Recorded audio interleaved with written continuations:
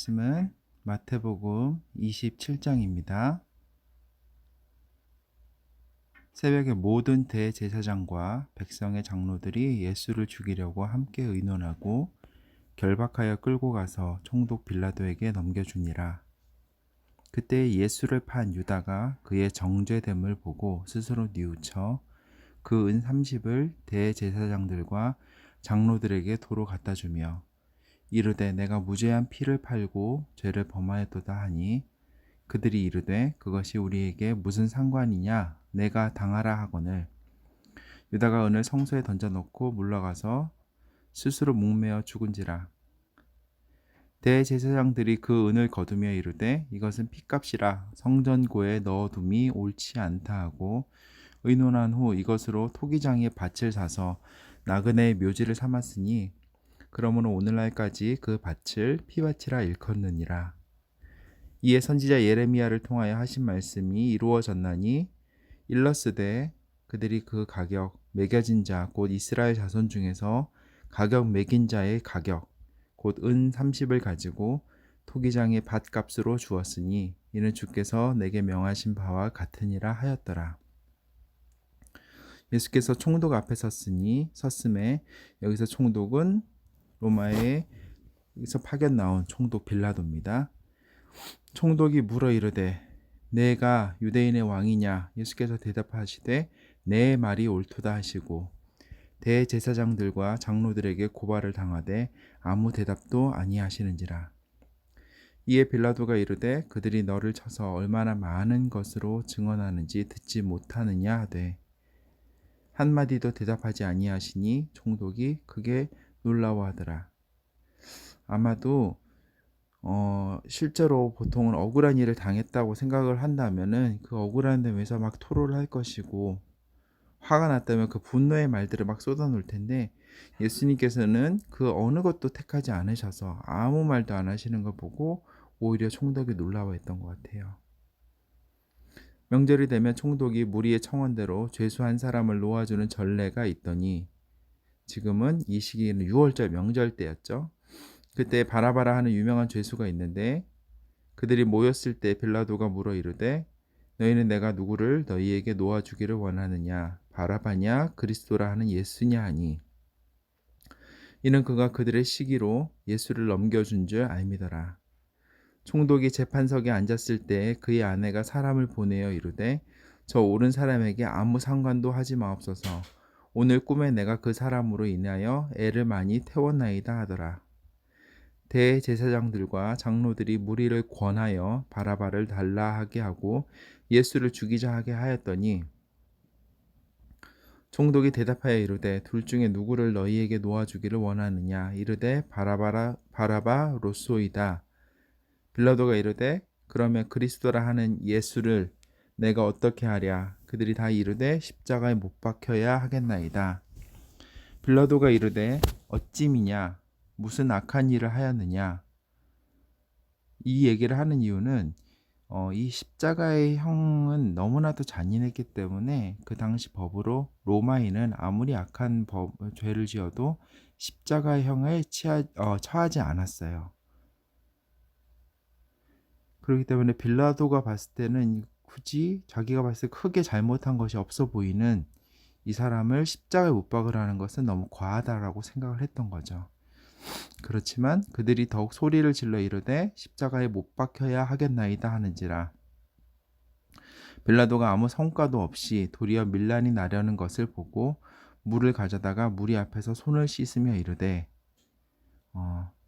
빌라도는 이제 총독이고 자기가 맡고 있는 이 지역에서 밀란이 난다면 그것으로 인해서 자기 정치적 입지라든가 여러 가지 좋지 않을 것을 염려하여서 더 이상 이것을 고집하지 않고 여기서 그치게 됩니다. 이 사람의 피에 대하여 나는 무죄하니 너희가 당하라. 백성이 다 대답하여 이르되 그 피를 우리와 우리 자손에게 돌릴지어다 하거늘. 이에 바라바는 그들에게 놓아주고 예수는 채찍질하고 십자가에 못 박히게 넘겨주니라.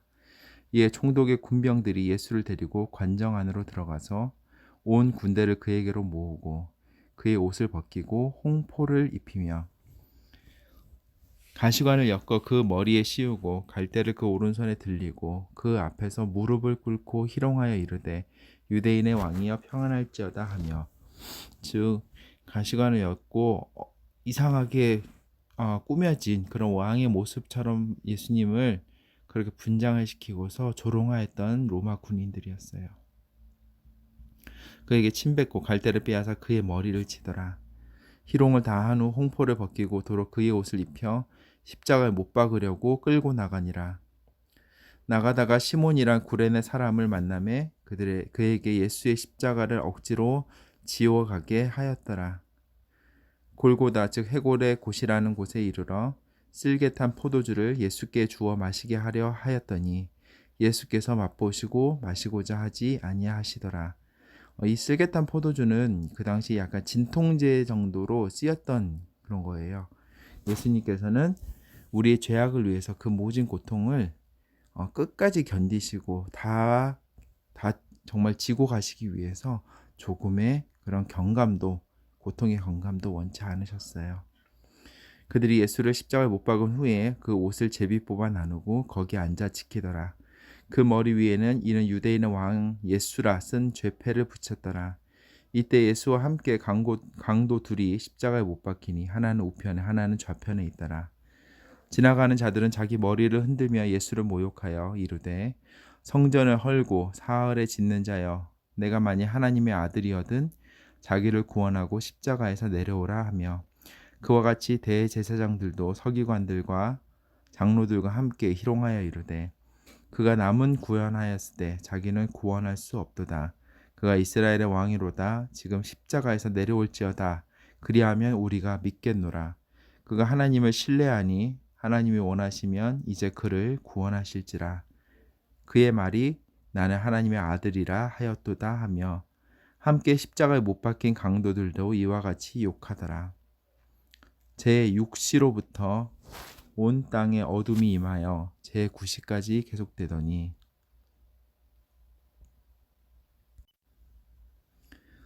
제6시로부터 온 땅에 어둠이 임하여 제9시까지 계속되더니, 이 뜻은 예수님이 십자가에 달리신 시간이 제3시, 즉 아침 9시쯤이었어요. 제6시라는 것은 12시, 3시간이 지난 12시부터인데 한창 날이 밝아야 될 때, 그때 온 땅에 어둠이 임하기 시작을 했어요. 그래서 오후 3시까지 그것이 계속된 거죠. 제9시쯤에 예수께서 크게 소리를 질러 이르시되 엘리 엘리 라마 사박다니 하시니, 이는 곧 나의 하나님 어찌하여 나를 버리셨나이까 하는 뜻이라. 거기 섰던 자 중 어떤 이들이 듣고 이르되 이 사람이 엘리야를 부른다 하고, 그 중 한 사람이 곧 달려가서 해면을 가져다가 신 포도주에 적시어 갈대에 끼어 마시게 하거늘, 그 남은 사람들이 이르되 가만두라, 엘리야가 와서 그를 구원하나 보자 하더라. 예수께서 다시 크게 소리 지르시고 영혼이 떠나가시니라. 예수님께서는 죽으신 척하신 것도 아니고 기절하신 것도 아니시고 정말 그 십자가에서 처참하게 죽으셨습니다. 예수님께서 너무 빨리 죽으신 게 의외일 정도로 그렇게 빨리 죽으시긴 했죠. 그 당시에 십자가형은 최장 3일에서 4일까지도 살아남는 사람들이 있었어요. 계속 고통을 느끼면서 죽었던 거죠. 근데 예수님께서는 그걸 숨기실 수가 없는 게, 십자가형이라는 것이 어설프게 살았는데 그것을 살은 채로 내려오게 하는 법은 없습니다. 그것을 어떻게 할 수 있냐면, 다른 복음서에 보면 다 다리를 꺾어버려요. 늦게 죽는 사람 다리를 꺾어서 강제로 죽이게 합니다. 또한 예수님의 죽었는지 안 죽었는지 보기 위해서 옆구리에 창을 찔러 넣죠. 그렇기 때문에 예수님의 죽음은 가짜 죽음이 아닌 정말 인간으로 오신 예수님의 죽음이었습니다. 우리가 지고 대신 우리가 죽었어야 되는 그 죄의 짐을, 죄의 대가를 예수님께서 대신 지신 겁니다. 예, 성소 휘장이 위로부터 아래까지 찢어져, 이 성소 휘장은 성전의 성소와 지성소를 나누는 휘장이었어요. 이 휘장 넘어 지성소는 대제사장이 1년에 한 번만 들어갈 수 있었던 곳이었어요. 정말 하나님을 만나는 유일한 장소가 그곳이었는데 성소가 위로부터 아래로 찢어졌어요. 즉 예수님을 통해서 누군가를 통해서 예수님이 여신 그 길은 이제까지는 누군가를 통해서만 하나님을 만났다면 이제는 그 모든 장막을 하나님께서 찢으셨고 예수님을 대가로 찢으셨고 이제 누구든지 하나님께 직접 예배하는 때가 도래하게 된 것을 나타냅니다. 땅이 진동하며 바위가 터지고 무덤들이 열리며 자던 성도의 몸이 많이 일어나되 예수의 부활 후에 그들이 무덤에서 나와서 거룩한 성에 들어가 많은 사람에게 보이니라. 백부장과 및 함께 예수를 지키던 자들이 지진과 그 일어난 일들을 보고 심히 두려워하여 이르되 이는 진실로 하나님의 아들이었도다 하더라.